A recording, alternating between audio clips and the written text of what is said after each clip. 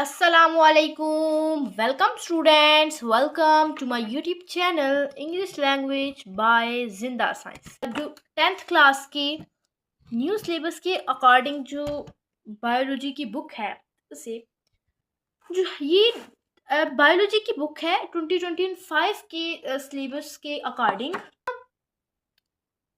10th class की biology में बहुत आसान है। 9th क्लास की बायोलॉजी बहुत बड़ी थी, ये देखिए बहुत छोटी सी बायोलॉजी है, ठीक है। और इसमें 10 चैप्टर है। ऑलमोस्ट हर जो चैप्टर है वो 3 to 4 टॉपिक्स पर मुश्तमिल है, ठीक है। और बहुत ही आसान, बहुत ही सिंपल है, लेकिन अगर आप इनको समझने की कोशिश करें तो, ठीक है। तो हमारा जो पहला जो चैप्टर है वो है ह्यूमन डाइजेस्टिव सिस्टम। कौन सा? ह्यूमन डाइजेस्टिव सिस्टम, जिसमें इंसान के निज़ामी निज़ाम के बारे में, डाइजेस्टिव सिस्टम के बारे में हम तफसील से पढ़ेंगे, ठीक है। तो अगर आपको इस चैप्टर की इम्पोर्टेंस बताई जाए तो इस चैप्टर से एक आपका MCQs आ जाएगा, ठीक है। एक आपका MCQs आ जाएगा, 1 आपका लॉन्ग क्वेश्चन आ जाएगा और एक आपका MCQs आ जाएगा, एक आपका शॉर्ट क्वेश्चन आ जाएगा, ठीक है। तो आपके इस चैप्टर में से टोटल 10 नंबर आएंगे। अगर आप उस अच्छे से लर्न कर लें, अच्छे से पढ़ लें, तो आपके 10 मार्क्स समझ लें बिल्कुल फ्री है, ठीक है। तो इसीलिए ये चैप्टर बहुत इंपॉर्टेंट है, क्योंकि आपका इसमें से 10 नंबर का पेपर तो पक्का आएगा। शॉर्ट क्वेश्चन के हवाले से ये चैप्टर बहुत अहम है, शॉर्ट क्वेश्चन तो ज़रूर आएगा, ओके। तो फर्स्ट जो चलें इसमें इस चैप्टर को शुरू करते हैं। इस चैप्टर में जो हमारा फर्स्ट टॉपिक आज का जो है वो है न्यूट्रिशन एंड इट्स इम्पोर्टेंस, यानी कि न्यूट्रिशन, ग़िज़ाइयत और इसकी अहमियत क्या है, ठीक है। तो फर्स्ट ऑफ ऑल हम अपना पहले चैप्टर शुरू ही कर लेते हैं। इसका मतलब है ग़िज़ाइयत और इसकी अहमियत, ठीक है। अच्छा, nutrition is how organism gate and use nutrients. अच्छा, न्यूट्रिएंट से क्या मुराद होता है? न्यूट्रिएंट से मुराद होता है कि ऑर्गेनिज्म जानदार न्यूट्रिएंट को हासिल करते हैं और फिर उन्हें यूज कैसे करते हैं, ठीक है। तो ये हो गई हमारे पास न्यूट्रिएंट्स की डेफिनेशन, यानी कि क्या है ग़िज़ाइयत। क्या है? ग़िज़ाइयत है कि जो जिंदा जानदार होते हैं वो कैसे न्यूट्रिएंट्स यानी अज्जा हासिल करते हैं और उन्हें इस्तेमाल करते हैं, ठीक है। अच्छा, नेक्स्ट है it help them to grow, stay healthy and repair their bodies. ये क्या करती है? ये उन्हें क्या ग्रो मन बढ़ने, स्टे हेल्दी यानी सेहतमंद रहने, एंड रिपेयर देयर बॉडीज, उनकी बॉडीज को जो है रिपेयर करने में मदद देते हैं। क्या? न्यूट्रिशन, ग़िज़ाइयत, ठीक है। एनिमल्स, जानवर, इंक्लूडिंग ह्यूमंस, जिसमें क्या शामिल है? ह्यूमंस, जानवर में जिसमें क्या शामिल है? ह्यूमंस, इंसान भी शामिल है, पौधे भी, जो भी दूसरे जानवर होते हैं वो भी शामिल है, इंसान भी शामिल है। Can not make their own food, अपनी खुराक खुद तैयार नहीं कर सकते, यानी कि जानवर जैसा कि इंसान अपनी खुराक खुद तैयार नहीं कर सकते। They get it from other organisms, वो खुराक को किससे हासिल करते हैं? दूसरे जानदारों से हासिल करते हैं। जिस तरह से देखिए स्टूडेंट्स, आप अपनी खुराक खुद तैयार कर सकते हैं? अब आप सोच रही होंगी कि आप हड्डियां बनाते हैं तो आप अपनी खुराक खुद तैयार करते हैं, लेकिन नहीं, आप वो जो खुराक होती है, वो जो कच्ची ग़िज़ा होती है, उसको कहाँ से हासिल करते हैं? उस फूड को कहाँ से खुराक को कहाँ से हासिल करते हैं? फल सब्जियों को कहाँ से लेते हैं? पौधों से। तो इसका मतलब हुआ कि आप पौधों से खुराक लेते हैं, ठीक है। They get it from other organism, वो इसे दूसरे जानदारों से हासिल करते हैं। दूसरे जानदार जैसे सबसे हम देखें ह्यूमंस किससे सबसे ज्यादा खुराक जो है वो लेता है, वो फर्स्ट एग्जांपल कौन सी आ सकती है?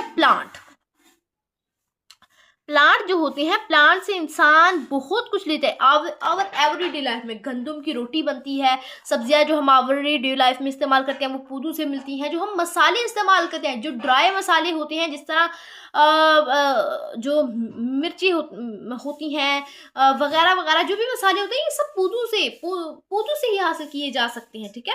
तो हमारी एवरीडे लाइफ में जो हम रोजाना खाते हैं वो सब पौधों से ही हासिल किया गया होता है, ठीक है। नेक्स्ट है this is called heterotrophic nutrition. इस ग़िज़ाइयत को हम हीटरोट्रॉफिक न्यूट्रिशन कहते हैं, यानी कि मतलब क्या हुआ, यानी कि जो जानदार, जैसा कि जानदार, जिंदा जानदार जैसा कि जानवर, जानवर जिसमें इंसान भी शामिल है, वो अपनी खुराक खुद तैयार नहीं करते बल्कि दूसरे जानवर की खुराक पर जानदारों की खुराक पर इन्हिसार करते हैं। इस अमल को हम क्या कहते हैं, इस अमल को हम कहते हैं हीटरोट्रॉफिक न्यूट्रिशन, यानी हीटरोट्रॉफिक ग़िज़ाइयत। इन एनिमल्स, जानवरों में nutrition take place in the following step, main step, यानी न्यूट्रिशन इन फॉलोइंग स्टेप से लिए जाते हैं। सबसे पहले स्टेप आता है इंजेशन, फिर आता है डाइजेशन, फिर आता है एब्जॉर्प्शन, एसिमिलेशन, एजेशन। अब इंजेशन क्या है, इंजेशन से मुराद होता है निगलना। क्या, निगलना। देखिए अब पढ़ लेते हैं निगलना क्या होता है। Taking in food and drink through the mouth, यानी अपने मुंह से खुराक को अंदर लेना, यानी खुराक को खाना, और या मशरूब वगैरह, पानी वगैरह पीना। ठीक है, इसके सब क्या है, इंजेक्शन है। देखिए इंजेक्शन को हम निगलना भी कहते हैं। आम एवरीडे लाइफ उर्दू में हम खाना कहते हैं, लेकिन साइंस इसको निगलना कहती है। क्या, इंजेक्शन से क्या मुराद होता है, निगलना।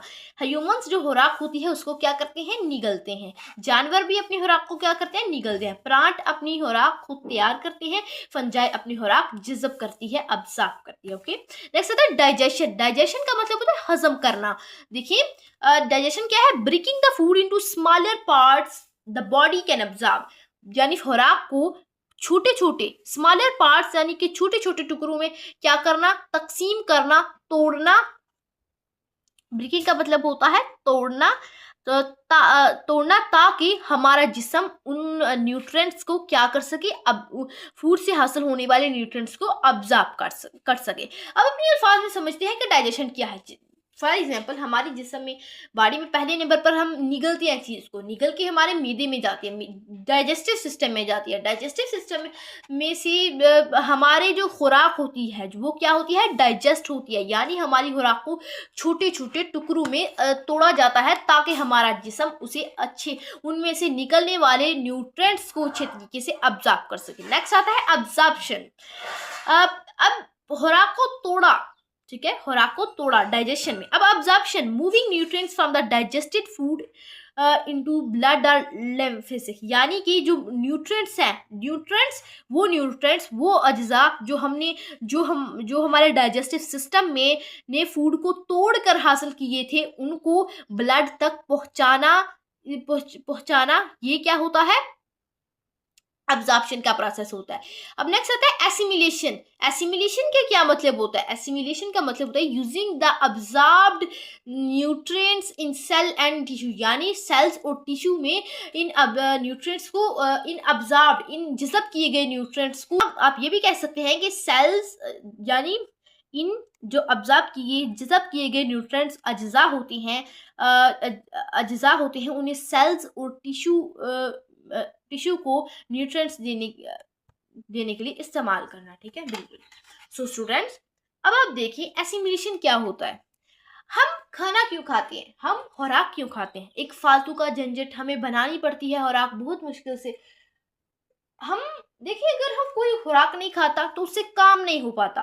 खुराक काम करने के लिए खुराक खाना जरूरी है। क्या, खुराक खाना, लेकिन कैसी, अगर आखिर ये प्रोसेस क्या है, तो ये लाइन रिप्रेजेंट करती है इस प्रोसेस को, यानी कि ये जो फूड अब्जॉर्ब की गई होती है, ये हमारे टिश्यू और सेल अब्जॉर्ब करते हैं। मतलब हमारी बॉडी में ना सबसे जो मेन खुराक हम चाहिए होती है चीज़ों से, वो होती है हमारे सेल्स को, वो होती है ग्लूकोज मेन चीज़ होती है जो हमारे सेल्स की खुराक में होती है। असल में ये हमारी जो खुराक होती है वो हमारे क्या खाते हैं, खुराक से न्यूट्रिएंट अब्जॉर्ब करके कहाँ तक पहुँचाए जाते हैं, सेल तक पहुँचाए जाते हैं, टिश्यू तक पहुँचाए जाते हैं। देखिए आप सोच रहे हैं कि सेल और टिश्यू ऐसे ही काम करते रहते हैं, नहीं। सेल्स और टिश्यू, हमारे जिस्म में सेल्स और टिश्यू कैसे काम करते हैं, हमारे जिस्म में सेल्स और टिश्यू को काम करने के लिए किस चीज़ की ज़रूरत होती है, न्यूट्रिएंट्स, यानी कि अज्जा की ज़रूरत होती है, ताकि वो अपनी ज़रूरत पूरी करके अपने हिस्से का काम कर सकें। बिल्कुल इसी तरह सेल्स से टिश्यूज़ को भी ज़रूरत होती है न्यूट्रिएंट्स की, tissue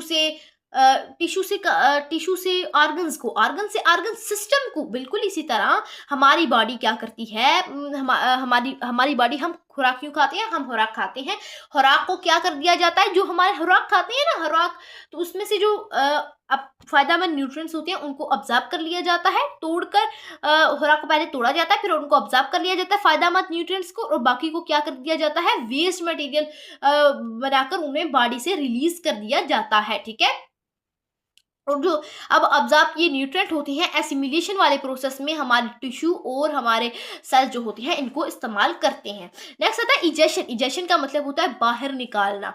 the food we eat consist of polymers. जो खाना, जो खुराक हम खाते हैं वो किस पर मुश्तमिल होता है? पॉलीमर्स पर मुश्तमिल होता है।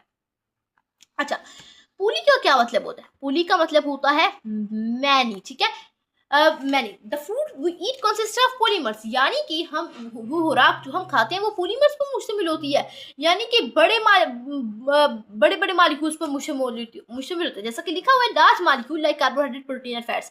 खुराक हम खाते हैं वो बड़े मालिक्यूल पर मुश्तमिल होती है, जैसे कि कार्बोहाइड्रेट, प्रोटीन और fats. They can not pass through cell membrane. अच्छा, सेल मेम्ब्रेन आप कह रही होंगी कि